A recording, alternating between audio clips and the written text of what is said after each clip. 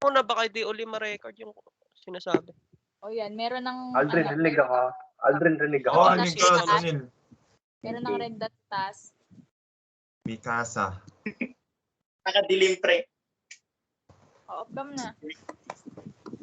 Off-cam. Simula ulit tayo.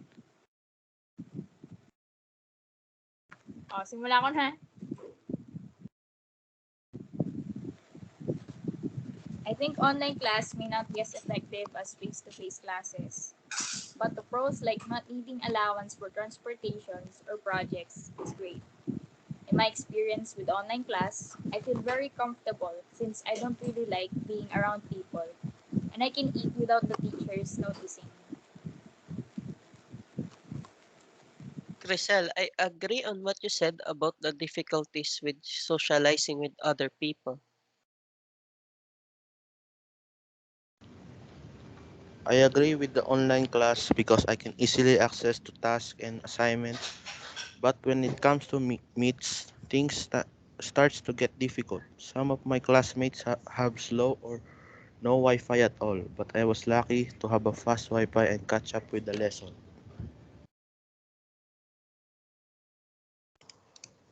Yes, I agree with you, Rainier. I experience the same thing sometimes.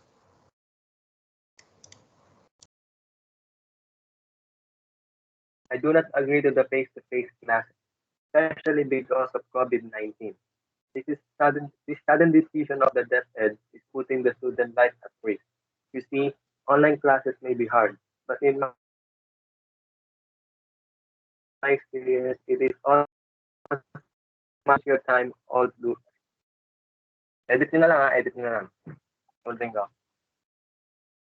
I do not agree to the face-to-face.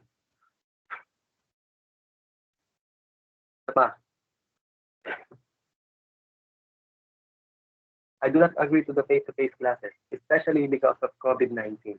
This sudden decision of DepEd is putting the students' life at risk. You see, online classes may be hard, but in my experience, it is also easy to manage your time to do all the assigned work. Thank you. I agree to what you've said, Anil. Sudden decisions like this may lead to long-term problems.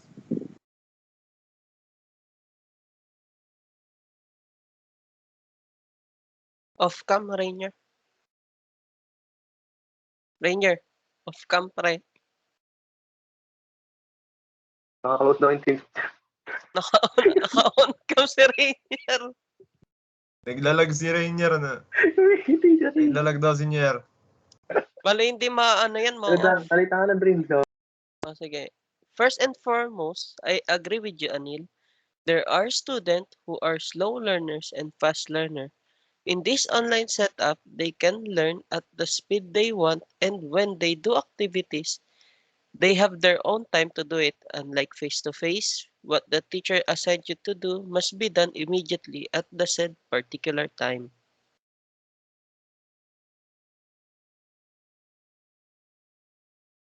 I agree with your idea, Dream, because it talks about the students' problem in online classes. And I think the government should do something about this problem. Also help the students.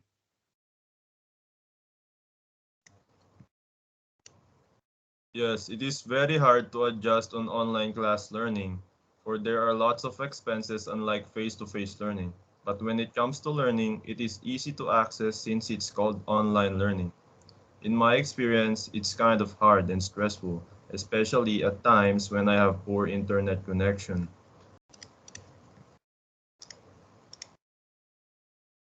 I agree with you, Jay. It is hard when you have low internet connection. But in my experience, I think this online class is also a good way to learn, even if we don't see face to face. I also agree from what JR said about the ineffectiveness of online classes because not of all the students have a high-end phones or laptops that is compatible with the online platforms that we use for classes. And also, another issue is the internet providers here in the Philippines. In fact, our country is the second to the lowest rank when it comes to the internet speed. So I am definitely agreeing to JR. All right, everyone, thank you for sharing your opinions.